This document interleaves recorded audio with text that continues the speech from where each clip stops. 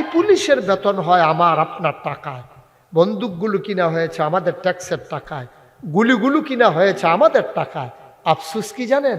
আমাদের টাকার বেতন, আমাদের পুলিশ, আমাদের বন্দুক, আমাদের গুলি, বুলেট মারা হলো আমারই কলিজার টুকরা যুবকের বুকে, ঠিক কিনা?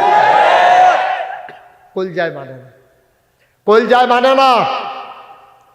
আমার কর্মচারী আমার টাকার বন্দুক দিয়া, আমার টাকার গুলি দিয়া আমার বুক, যুবকের বুক ঝাঁঝরা করে দেয়, মানে না। আমি গতকালকে ফেসবুক একটা নিউজ ফিডে গিয়ে একটা নিউজ পড়লাম যে সাংবাদিক এই আর্মিরা পুলিশে এমনভাবে নির্বিচারে গুলি করছে, আর্মিরা দেখা অনেক আর্মি কাঁদছে, অনেক আর্মি কাঁদছে যে এইভাবে পুলিশ গুলি করতে পারে নিজের দেশের নাগরিকের উপরে।